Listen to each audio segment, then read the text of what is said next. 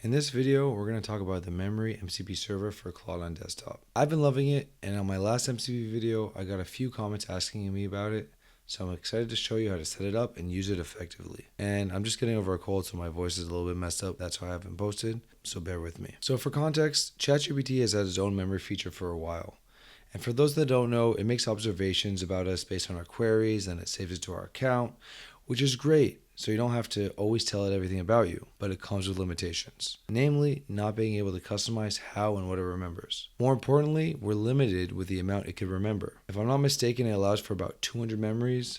And then when you hit that limit, it will either start replacing your older memories with newer ones, or you have to go in and delete them manually. Now for Claude users, there was never a way to store memories. At least not natively. And I've gotten a bit creative with memory management for Claude. And I'm going to explain it to you real quick as it's still relevant since it will work on all devices you can use Claude on, and not just the ones that MCP supports. Now, if you've seen any of my previous videos, you'll know that I'm a huge fan of Claude Projects, with its custom instructions, artifacts, and knowledge-based functionality. I usually create a new Claude project based on any repetitive task. And in each Claude project, I add two special custom instructions that use both artifacts and the knowledge base to manually add memory. The first section gives Claude specific instructions on how to create a summary for each chat. So when I get to the end of a conversation, or if I notice that I'm about to hit the context window or rate limit, I tell Claude to create a summary of the entire chat based on these custom instructions. And what happens is Claude will give me a summary as an artifact, and if I'm satisfied with it, I'll add it directly to the Claude Projects knowledge base. And the second section of the custom instructions tells the Claude Projects to always read the latest summaries of the knowledge base upon starting a new chat. And that's pretty much saying, look at the summary I just told you to create. This way, each new chat will have the context and memory of where I left off. And if enough people are interested, I'll make a video just on this, because it's actually really powerful. But it's a bit clunky with a bunch of extra steps. So I was really excited when I saw the Claude MCP memory server. The great thing about this MCP server is that you're hosting it locally on your own device. So that means you won't be limited to the amount of memories you put in there, like with ChatGPT. And so far, I've installed this several times on different devices with different users, and I've added a lot of memories trying to test it, and I haven't hit any limit yet. And the obvious downside to this is that MCP servers are currently only working on Claude Desktop. So if you're using Claude on your phone or some other device, you won't be able to access any of the MCP servers, including the memory. But I'm sure that will improve in the future. Okay, so enough talking. Now I'm going to show you how to set it up, and then I'm going to show you how to add persistent memory, where to save it, and then how to make sure that Claude always looks at it when starting new conversations. Okay, so now we're in the Model Context Protocol server page on GitHub.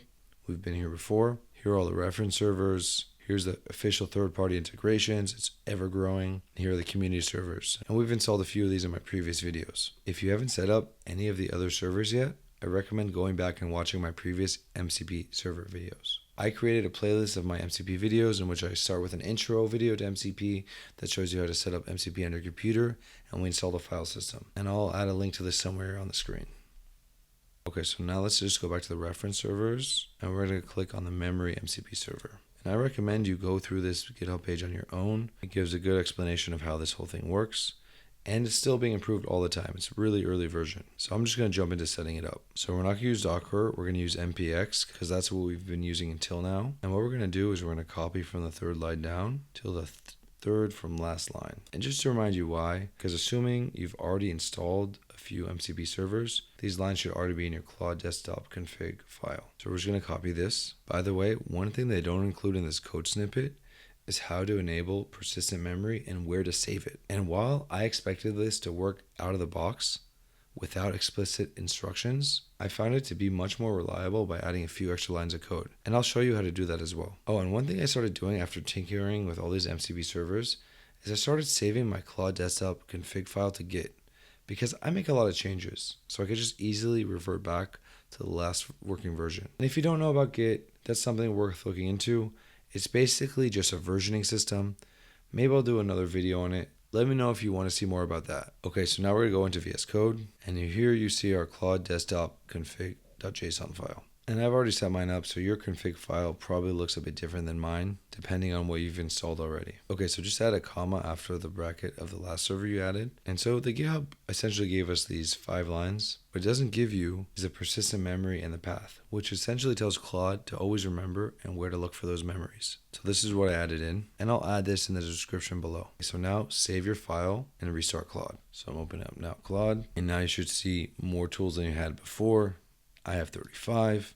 If you open it up, you even see at the beginning a new tool, add observations from server memory.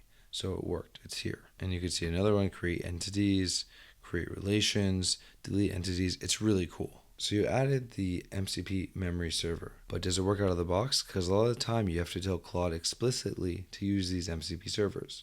So how do you do it? I've seen a lot of people ask this question. And essentially there's two ways of doing this. And it comes down to custom instructions. Either you bake it into each and every Claude Projects custom instructions, which is what I do for most of my MCP servers, but memories are a bit different. I want memories to work beyond individual Claude projects. So what I recommend doing is adding it into your personal Claude settings.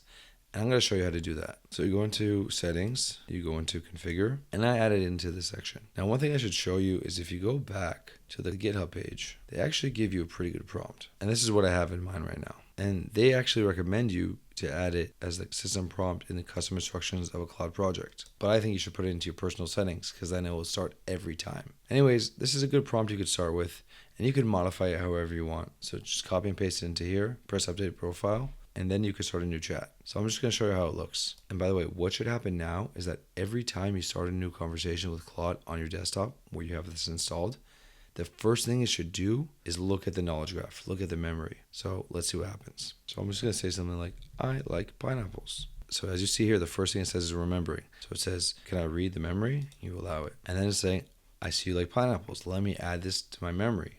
So I'm allowing it now to write to the memory or add an observation. So just to show you that this is not just happening in this one chat, let's start a new chat. Now I'm just going to ask it, what's in the knowledge graph? So again, first things first, it's always going to ask you to look at the knowledge graph. And now because I asked it, it's going to tell me what's in the knowledge graph. So on this user, I have a few things saved. So first, here's my ongoing search for a good iPhone 16 Pro case with a camera control button. And there's not a good one yet. So it's an ongoing search I have with my other tool, Ultra Claude Search. And I think I showed that tool in another video. Here's a memory about the migraine tracker project I'm building. And here's what we just added, likes pineapples. And if we just open it up, I just want to show you, it's just stored as JSON. So it's pretty cool, really basic. I'm sure this will get much better in the future. So yeah, there's plenty of use cases here. It's really powerful to give LLMs memory, especially Claude, because Claude's the best.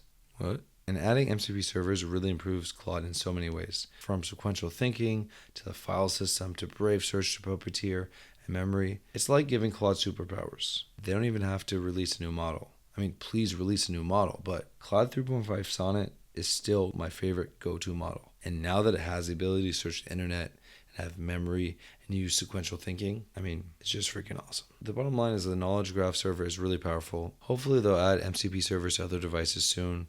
I feel like Anthropic's cooking something up. I feel it. I believe it. So let's go. Anyways, I hope this video was helpful for you. If you have any questions, please let me know in the comments. If you haven't done so yet, don't forget to subscribe and like this video. Thanks for watching. Have a great day and Happy New Year.